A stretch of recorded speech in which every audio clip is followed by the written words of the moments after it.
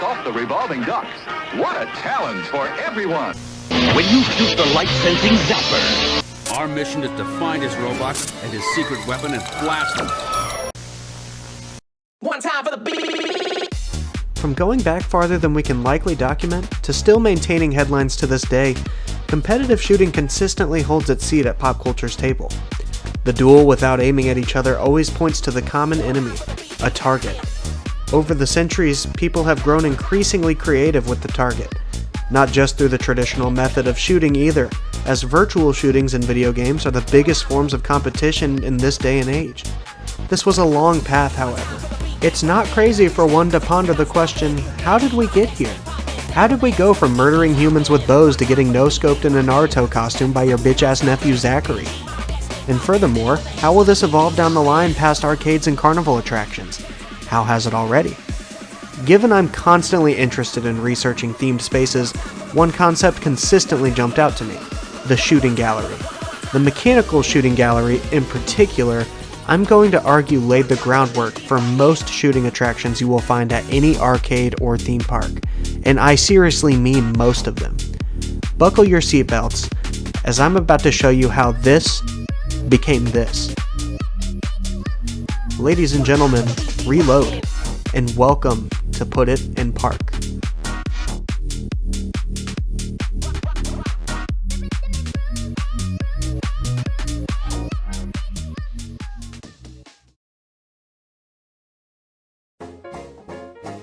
It's near impossible to put a start date on when marksmanship was valued in the timeline of humanity.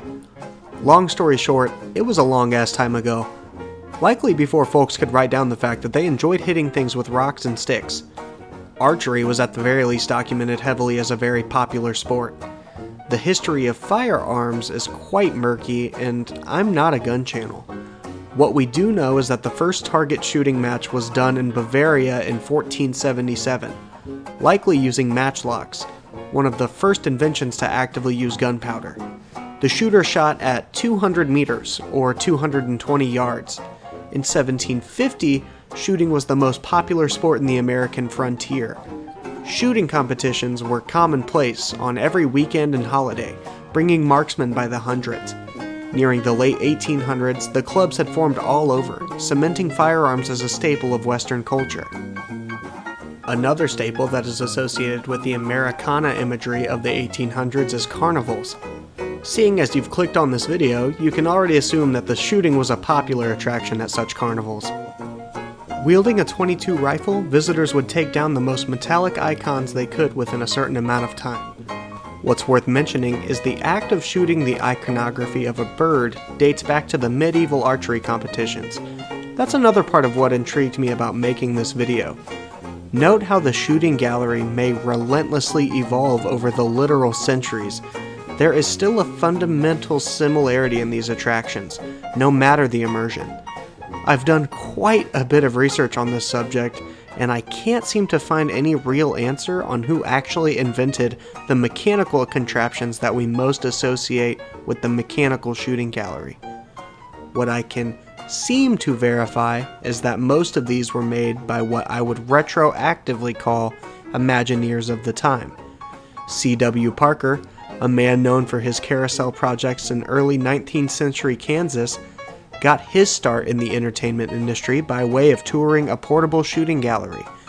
M.F. Mangle was another pioneer who is probably the most famous shooting gallery designer of this period, mainly due to the fact that one of the shooting galleries he designed during his time at Coney Island still exists to this day in amazing condition.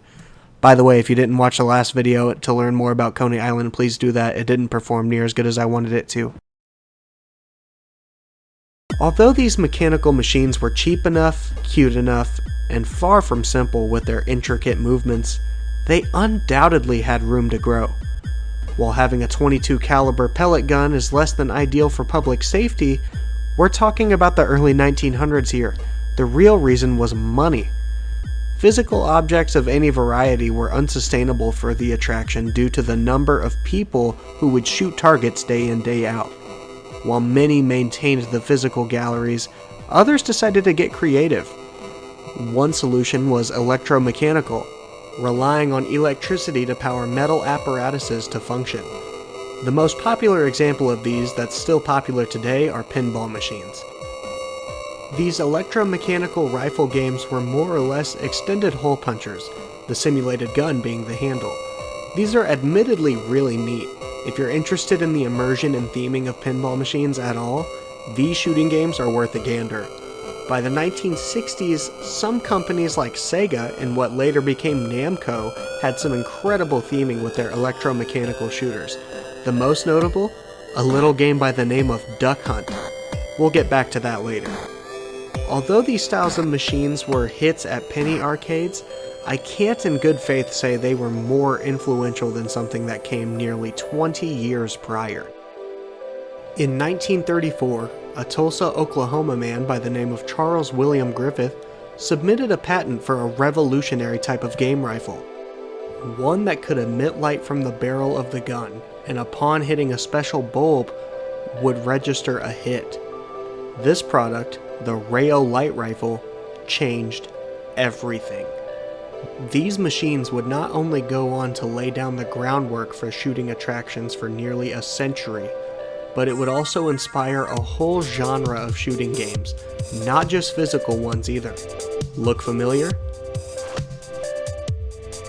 Hey, this is me in editing mode, just wanting to say real quick, I found out about something called motographic target shooting that originated in 1909, which was essentially a movie theater experience where people would shoot at projections of targets, kind of like a holographic thing that you would see nowadays. Really cool, really ahead of its time, but there is zero information about it online. All I could find was this article, and it more or less explained what I just told and showed you. As arcade cabinets embarked on an evolutionary journey on their own, the physical gallery wasn't done growing quite yet. It's time for me to break any sense of chronology so I can go in depth on how the traditional carnival shooting gallery evolved over time. The qualifications for what I consider a traditional shooting gallery are loose, but as follows. Any shooting gallery that stands still and has at least 30% mechanical features. Seeing as this sort of attraction evolved into many different things very quickly, the traditional shooting gallery itself didn't seem to have a huge presence going into the 20th century. The most popular shooting gallery of this variety has to be the Disney shooting galleries, which have changed a lot over the years. Opening in 1955, the Frontier Shootin' Arcade opened with Disneyland. Originally, these used actual pellet rifles. By the 1980s, however, they switched these out to infrared targets. As said earlier in the video, this was not a safety concern, but more of a cut on costs. Painting the targets every single night ended up costing them around $2,000 a year. The same year they got rid of the painted targets, they also got rid of the Big Game Safari shooting gallery, so they had space for a gift shop. This shooting gallery isn't talked about much at all, but I love that it has direct theming from the Jungle Cruise. The water is one of the coolest thematic devices I've seen in one of these so far. That's not to say the Frontierland Shootin' Gallery isn't gorgeous. Its miniatures full of interactive features are unique compared to the run-of-the-mill layout featured in most shooting galleries. That's not to say it's a bad thing to have a more traditional look, as Tokyo Disneyland likely has my favorite shooting gallery of them all. The attention to detail and immersion on this thing is the closest gallery I have seen to an actual Western saloon shootout. Disneyland Paris takes on the theme of the Frontierland Gallery, but with a much more cartoonish look. I honestly think it's pretty and weirdly shares a similar aesthetic to the Big Game Safari shootout, albeit unintentional. Another name that comes to mind when thinking about this traditional style of shooting gallery is the team over at Daniels Woodland. They actually did the newer one at Casa Bonita. That shooting gallery in particular is a part of what got the ball rolling for me to make this video. They have a multitude of attractions featured on their website that show a lot of variety and aesthetics. It's really refreshing too, seeing as most of these shooting galleries are stuck directly in the era they originated, the Wild West. Over here you can see they have a bunch of different themes like pirates, surf shack with Doc Hudson, zombies, Prohibition era club, campgrounds, like seriously, you name it, they got it, or they will make it for you. You know, it's all fine and dandy, but it's not the only thing that I think scratches the itch of the old school shooting gallery. I mean, if you look, there are still plenty of at least mostly mechanical attractions that maintain this classic energy. One I can't forget are the weird water gun games. We also can't forget this weird one that I found just 3 minutes ago that is literally just a shooting gallery, but it's completely digitized. There's also those balloon dart walls that are super fun. There's chucking baseballs at bottles stacked on top of each other. Hell, sometimes if you're lucky enough, you can actually just find a BB gun shooting gallery at a carnival. But I know what you're thinking. Hey, look, brother, it feels like you're getting into the nitty-gritty and putting off the potential viewers. When in the hell are we gonna get the fun stuff you showed at the beginning? Where's the wheels? I agree. I promise I'll get to that. I think that if I'm going to, however, we've got to plug back in one more time.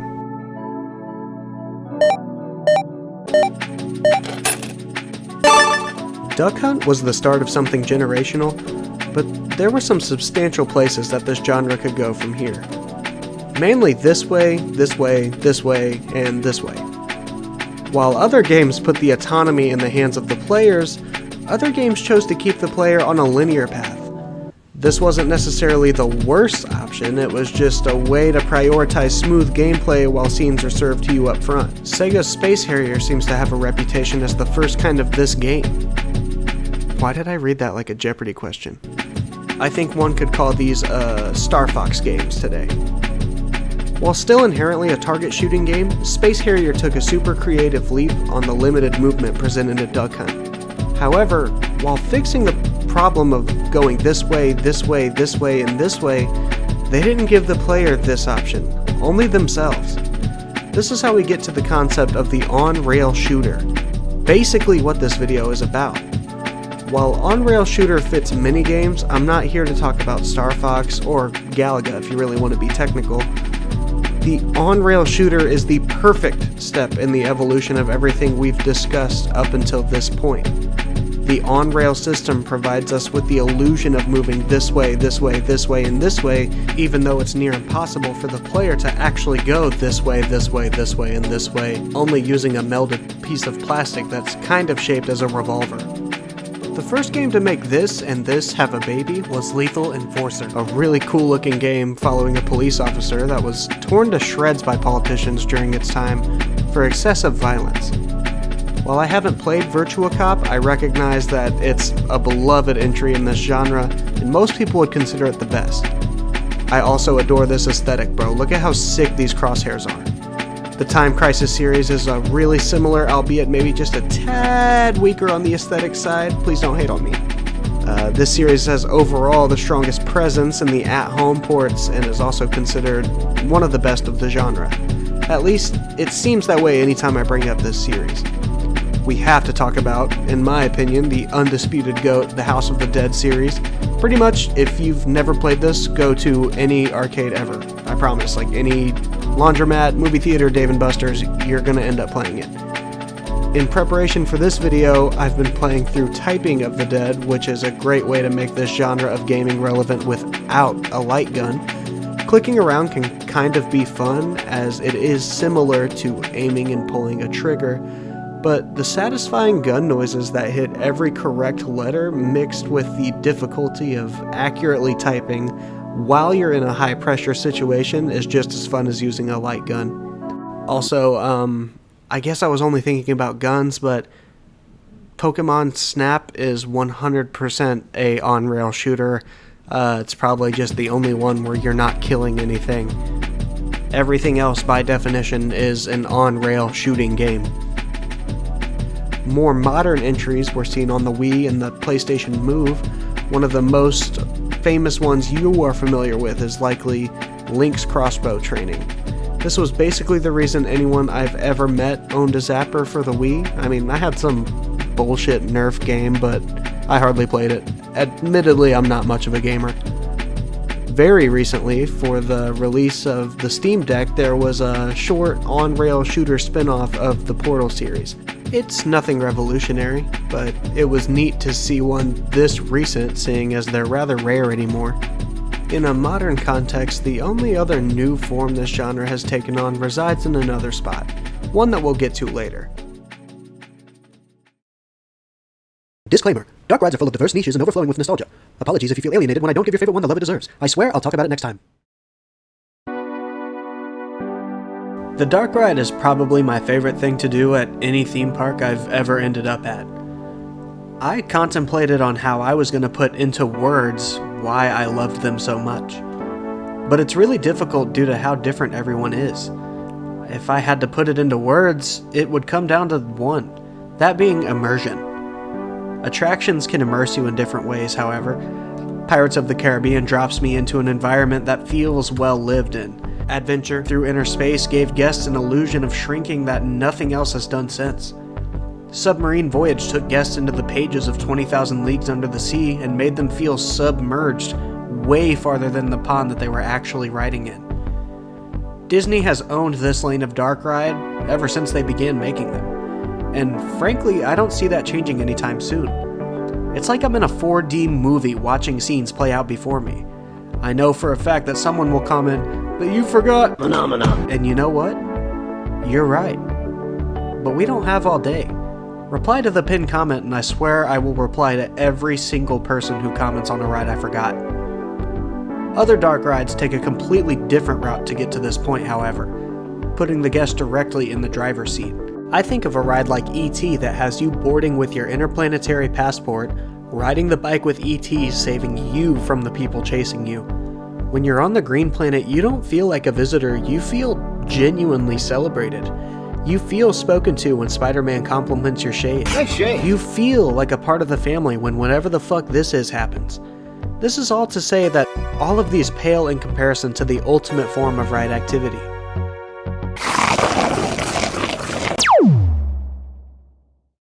Starting in 1988, some crazy bastards in Babayan Land, Belgium decided to take the old school Wild West shooting gallery and make it go this way, this way, this way, and this way. Actually, not really this way, it just kind of hits better to call back on that whole thing. This ride truly has nothing going on that's really special. For the longest time, it didn't even have a score tracker, specifically to focus on the interactive details that are triggered upon hitting the infrared targets.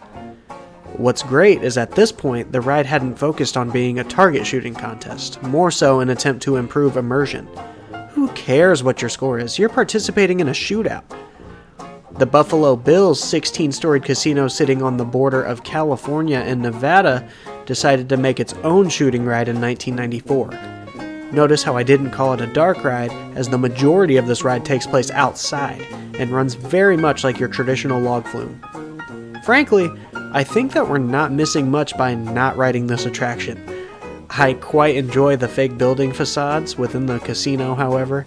I have quite a thing for when theme spaces execute a good outside on the inside thing, and I feel like the 90s casino scene really excelled at that. Now, I'm not gonna lie, I'm brushing past these because I long to get to the juicy stuff, the stuff that gets you nostalgia blind folks watching. In 1998, Disney would launch the first heavy hitter in the shooting dark ride category. This would be Buzz Lightyear's Space Ranger Spin, a literal game changer. All right, you junior space rangers, listen up. Zurg is using the stolen battery cells to energize his secret weapon. Our mission is to find his robots and his secret weapon and blast them.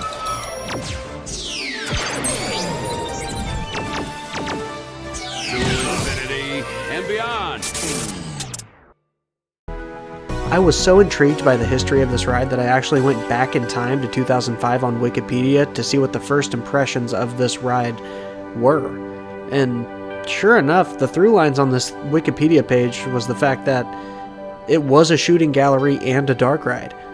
This seems to frequently and incorrectly get championed as the first of its kind, and I mean, in a sense, I still want to give it that credit.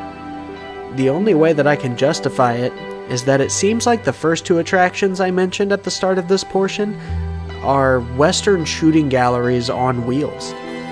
The only thing that separates them from what Uncle Walt did in 1955 is that the ride goes this way, and this way. This ride is the converse, an immersive dark ride with a shooting gallery in it. Plus it gives the guest the power to go this way, this way, this way, and this way. This is the interactivity I spoke on earlier to an elevated tier, doubled with theming a shooting gallery has never ever seen. Put a pin in this though, because I swear we're going to talk about laser tag. The interactivity is not just a vibe either. A child's assigned Space Ranger mission is no longer a moral support champion. A child is burdened with the true horrors of warfare as they gun down robots in the Battery Cartel. Also, while I'm on the subject, this story took a second to really grasp, but now that I get it, I think I really enjoy it. So at first I was thinking to myself, why in the hell is there so much toy imagery throughout the ride when this is very clearly in line with the fictional Buzz Lightyear, who is not a toy in this universe? Then I realized that one of the first things you are greeted with is an oversized Viewmaster. This led me to realize that this is clearly us participating in an imagination-like scenario, very much akin to the opening of Toy Story 3. Filled with toy imagery, but the acknowledgement is nowhere to be seen. But then I see this shit right here, which really drives me crazy. Why would the claw machine be here? Why is there so much Pizza Planet imagery touted throughout, and why do they double down on it by making Zurg more of a toy on a claw hook in the Hong Kong and Tokyo versions of this ride? Where are the other toys if this is an imaginary play session? Fuck! After pondering it more, here's my fan theory that you might as well rule official because no one can tell me otherwise. This is a scenario in which Andy was told to choose one toy to go to Pizza Planet and he selects Buzz. This explains why none of the other toys are there, and this also explains the very clear Pizza Planet aesthetic this ride gives off. Besides the aliens with their precious claws, you only see one other toy at the very beginning of the ride. Maybe this is supposed to be before leaving Pizza Planet. Now I'm sure you're wondering, what's up with the batteries? I have no answer for this other than they are a part of Andy's imagination. The other thing you might be wondering is just as puzzling but way funnier. Why would Andy be playing with a toy like this from home when he's at a literal arcade? You have a single mother of two paying off a mortgage, Andy. Soak up this opportunity she scrounged up for you and stop being so strange. I think the Disneyland Tokyo version of this ride is the best. It hits very similar beats to the versions over here in the US, but it has a slight update to the interactive nature of this ride. It also uses the better ending to the ride as seen in Disneyland California, which has the animatronic Zurg and Buzz battle with this really neat laser effect. Disneyland Shanghai has a neat take on the attraction in that the story is a very clear rip from Toy Story 2, even featuring some direct imagery.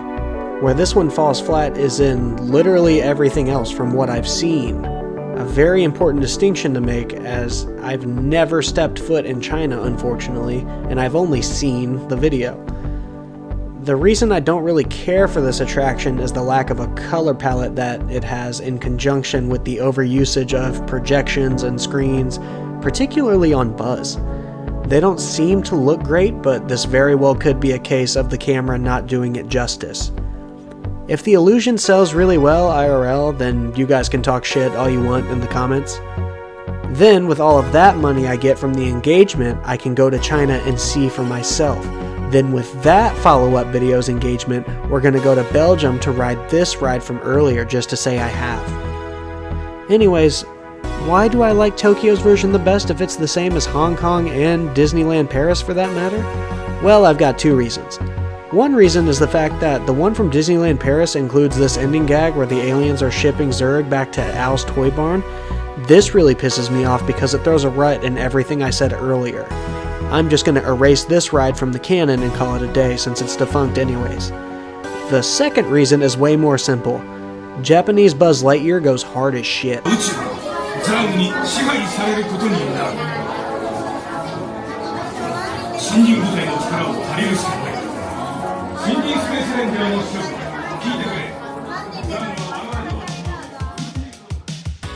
On the local front during this time, we had plenty of shooters develop on the much cheaper side, but most were still very endearing and very charming. The ones that always stick out to me are Scooby-Doo's Haunted Mansion at Kings Island and Gobbler Getaway at Holiday World. Anyone who cares to know my thoughts, I think Boo Blasters was buns, and I only ever did the Boo Blasters and Scooby-Doo dark rides at Kings Island. I know one is a water ride, which is pretty tight, but I'm going strictly off of the nostalgia I have right now. Now, if Disney pushed this needle a little bit with the shooting dark ride they nearly pioneered, Universal Studios smacked the ever-living dog shit out of it. If you haven't experienced the all-new Men in Black Alien Attack Ride at Universal Studios, you haven't experienced Orlando. Universal Studios, one of 2 awesome theme parks at Universal Orlando. 2 parks, 2 days, 1 great vacation. Opening in April of 2000, this intricate ride focused on not just some of the best immersion we've ever seen on a dark ride period, but being a really fun game. The history of this ride is even more interesting than the ride itself. Initially in a campaign to exist against Stephen King's dark ride, this ride got the nod from executives on account of the intellectual property's smash success at the box office. From everything I can tell, the shooting aspect came along pretty early on in the process. Thematically, it makes complete sense as the series is known for its eclectic sci-fi guns and gunfights. They initially, oh holy shit, you guys are not gonna believe this. They wanted the ride to go this way, this way, this way, this way, and this way. God damn. How did they try this? They hopped on a dark ride that already did that, and they slapped laser tag targets all over the place and tried to see how well it worked as a shooting ride. What a tight ass job, dog. What the fuck? Unfortunately, it didn't work out. The chaotic nature of the ride vehicles didn't mesh well with trying to focus on the mission at hand. Now, I wasn't there when they canned this idea, but I always wonder if there was a different type of shooting dark ride that maybe could work in this format. My brain keeps going to some of the on-rail shooting games that we discussed earlier. A lot of them are filled to the brim with really fun transitional cutscenes that then take you to the next shooting stage. Regardless, they didn't do that. They instead used a ride vehicle that moves with a lot more simplicity. This left a lot more room to take in this gorgeous ass set. I love everything about this attraction, from the ride queue, the adorable story behind the fake World's Fair pre-show, line queue, and actual ride. I love early 2000s Will Smith. They can never make me hate you. I love all of the intricate details and Easter eggs. I love that they consulted Naughty Dog and a laser tag manufacturer just to make this genuinely a fun shooting game. Y'all, this is a fucking top 5 ride of all time for me, sorry. I quite enjoy the concept of doing a shooter ride partially based off of a training scene in which there's a literal shooting gallery. They recreate it quite faithfully, and despite the fact that they have no little Tiffany, I still really like this portion. A detail here that is even cooler later on is the haptics that are on the cardboard cutout aliens. This is a very subtle detail that adds on to the immersion, as when you're up against the real aliens, they have no haptics. This really throws you in the realistic environment and makes you not focused on hitting little reflective dots, but focused on shooting aliens. Another thing I adore about this ride is the end. There's something that can be so damn depressing to see that you're merely average and have early 2000s Will Smith talk shit about you. Followed by the over-a-top ranking system remarkably similar to the Buzz Lightyear attractions. You just really give a shit about how you perform. This is not just a ride, this is one of the most elaborate shooting galleries ever built. It is a fantastic game. I love Men in Black Alien Attack. And truthfully, this is about where we peak with the physical shooting galleries. That's not to say we're done, however, as these on-rail attractions, digital and physical, are about to cross paths and then derail entirely.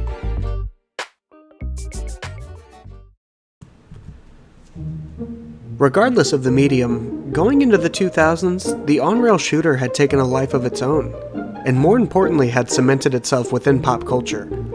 But alongside the rest of society in the technological revolution, it was time to change. This is a point in time where this and this started having babies. It's called Disney Quest.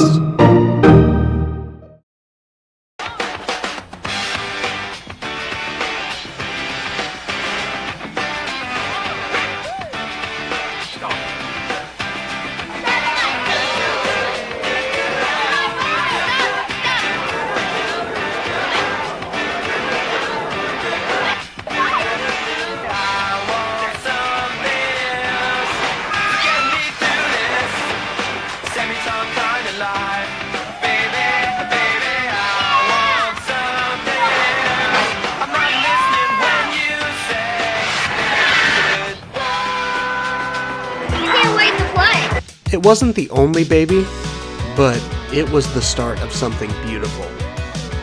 There's so much in Disney Quest, I honestly kind of want to save most of it for another day. Here's the gist though. This guy, when given billions of dollars, would always make the coolest shit ever that was almost too good to be true. One of them was an arcade full of the most inventive 90s Nickelodeon-ass bullshit you could imagine. I never got to go to it, but from everything I've seen, it was glorious. Not only that, but wouldn't you know, it had a revolutionary shooting gallery. Taking over Hercules in the Underworld, a multiplayer game where 6 players with joysticks would defeat Hades in the Underworld, Pirates of the Caribbean Battle for Buccaneer Gold would change the game. So, you're pirates seeking treasure, are you? Then you'll have to sink a lot of ships. Gunners, move about. Use all the cannons. They're on both sides of the ship. You, Captain, steer up next to ships so your gunners have the best shot. If you sink a ship, you'll get their gold. And remember, dead men tell no tales.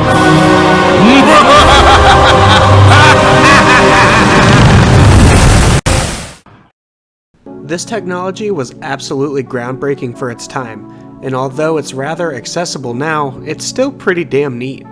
This concept would be taken to an even grander scale in 2008 upon the release of Toy Story Midway Mania. And this little thing right here, is where my gears start turning, and where the beginning of the future of these attractions really starts. What makes this so groundbreaking, you're wondering? Just hear me out. For context, the park that this attraction originated in was a disaster. Paradise Pier was a portion of a theme park that already kind of didn't need to exist. The seaside boardwalk aesthetic that it was adopting was kind of unnecessary, as California already has plenty of boardwalks. They don't just have the aesthetic, they literally are just this. Once again, please watch my last video to hear more on this. It didn't perform near as well as I wanted it to.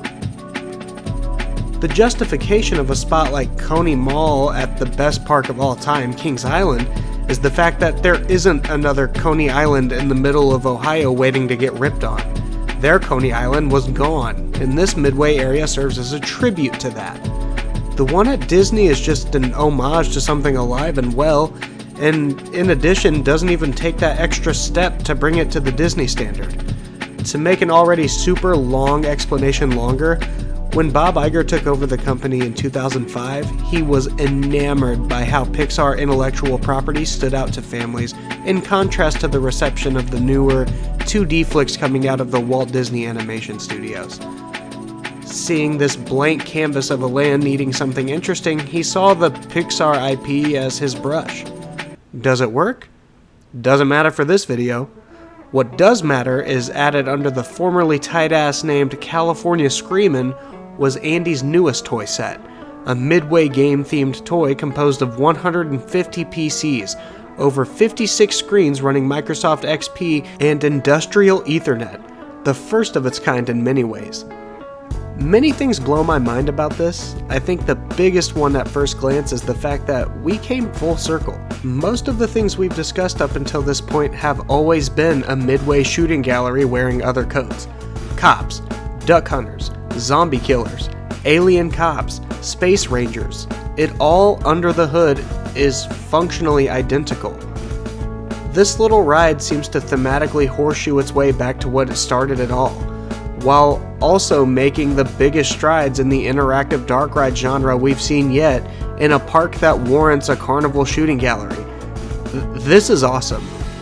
I will admit, however, that while this is an innovative and fun game, the immersive dark ride elements of the previous chapter are lacking here quite heavily. Remember, when this ride came out, it was something to do with a portion of the park that was lacking. The bar was relatively low. That's not to say they didn't double down on some cool theming once they realized how popular this attraction was and added it to other parks. We still have to talk about Toy Story Land. I think overall this park does some really cool stuff thematically. The Honey, I Shrunk the Kids nature of this land really sells a cool illusion and gives old Bob his IP fetish fixins. The way they introduce Toy Story Mania in this park is tight as hell too. The queue is stellar, taking a pretty similar tone to Astro Blasters, but way more consistent storytelling. This is Andy's room. He has a playset. We are playing with the playset. Simplistic as all get out, and is not without its detail either. I love getting your score on a generic Game Boy, and I love feeling like I've been shrunk into Andy's toy box. Crayola, 10 out of 10. I have to talk about Disney Sea real quick too. This right here, damn dude, I gotta get over there. Watch this video. The last thing I have to talk about regarding this attraction serves as a beautiful segue into a little tangent I'd like to go off on here. Sometimes this meshes with this, it then makes some pretty neat or terrible stuff. A real neat thing I like is when some of the shooter games pay direct homage to the attractions that came before them. One of the more subtle references is the carnival level of Typing of the Dead Overkill. Two sections that particularly came to mind were the ones in which you are on a haunted dark ride and have to shoot the targets, just like a traditional interactive dark ride, and the other section is just a straight up shooting gallery. I'll also take quick note that one section has you walk directly through an arcade. It doesn't shy away from Space Harrier, the first on-rail shooter we talked about earlier. It's worth mentioning that this level shares very similar beats and themes to Carnival, a classic on-rail shooter. I'd have to say that I find Carnival to be the far more visually interesting of the two. This isn't a fair comparison, however, seeing as Carnival seems to take place in a borderline full-blown theme park. If you want a really great in-depth review on Carnival, or any of the rail shooters for that matter, I would recommend, for the second time now on this channel, Beck's Reviews channel. Here's one that kind of messed with me. For shits and gigs, I downloaded the Disneyland Adventure game for the Xbox Kinect that they ported to Steam. While making this video, I had wondered what rail shooting techniques these games would use, seeing as 1. Motion-controlled games make the best railway shooters due to limited player input, and 2. This place has shooting galleries. Sure enough, I stumbled upon Buzz Lightyear's Astro Blasters with ease. Unfortunately though, no shooting gallery was playable. So the Buzz Lightyear thing runs a little deeper, even as when I was researching about the IRL attraction, I discovered that they actually had an online rail shooter. It gets even crazier, however, as when this game had a functional online mode, you were actively paired with a person actually riding the ride. What boggles my mind even more is that this concept didn't really catch on anywhere else. Not on this level, during this time, I should say. The game itself seems kind of boring, but I'm not really at liberty to say too much, seeing as I can't even find a copy of the training mode. Toy Story Mania actually has a port that was on multiple consoles and PC. This is one that, like, dude, I just can't bring myself to buy because it looks so boring. But tying back to what I spoke on with Typing of the Dead Overkill, pointing and clicking your mouse just doesn't really hit for a shooting gallery game, unless it's this one. There were plenty of motion-based versions of Toy Story Mania, such as the PlayStation Move port and the Nintendo Wii port. I keep my eye out for them at used gaming stores, but I haven't gotten quite lucky yet. One can't forget the amazing user contributions to Minecraft and other block-based games I don't feel comfortable mentioning due to semi-recent headlines. Now, I've put off talking about this, but by the ride system, and then once I realized this is what it was and how slow it was moving, I was like, I vividly remember seeing a red exit sign and one of the hidden in one of like behind the railing, and I remember thinking, I could just get off. Yeah. I could get off. I could drop my Eliminator X gun right here on the moving walkway and then just get off this ride. Why would you? I mean, we gotta get it out of the way, man.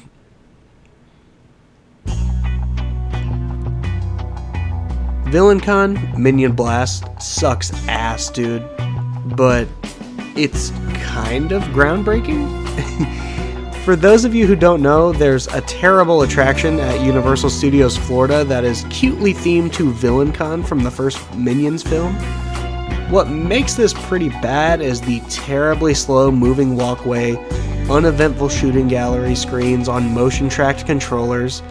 Imagine being shoulder to shoulder with 20 other families as you attempt to play Link's crossbow training on an airport walkway. Okay, you know what? That is making this attraction sound way better than it is. Imagine waiting in line at the DMV and playing Clash Royale. That is this attraction.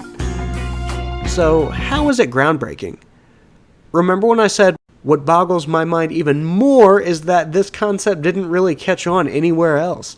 Not on this level, during this time, I should say. VillainCon features an attraction to internet feature that is in the direction of that level. In that, this has a little piece of it to digitally take home with you, integrating itself within the Universal Studios Orlando app. This allows guests to upgrade their blasters, their crosshairs, and earn incentives for frequent visits. This is, in concept, a really cool thing.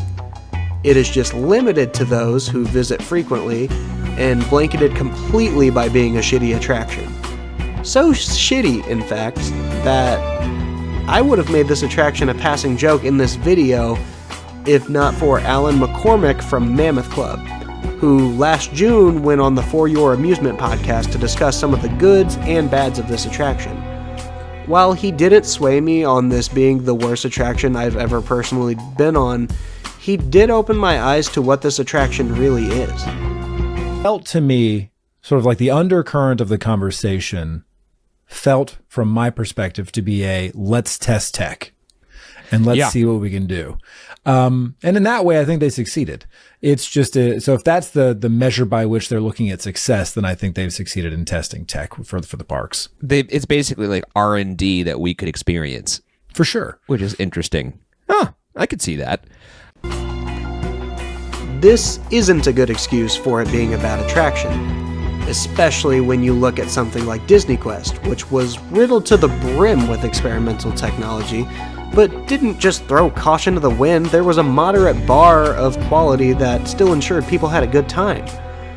For all of the shit I'm throwing this attraction's way, I will admit the opening of this door is really interesting. I would love to see this adapted to more rail shooters in general. I would probably shit myself one day if I could maintain an agent status with the MIB.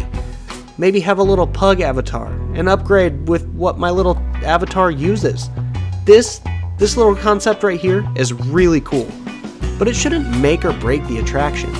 I shouldn't have to work here or live in Orlando to love your attraction. Something like this should catch my attention in line, let me download it, and then have such a fun time on the attraction I can go, damn dog, I'm about to pick my guy out. So yes, if they were just doing R&D, research and development, they succeeded with opening a cool door. But this takes up your guest's time and often wastes it.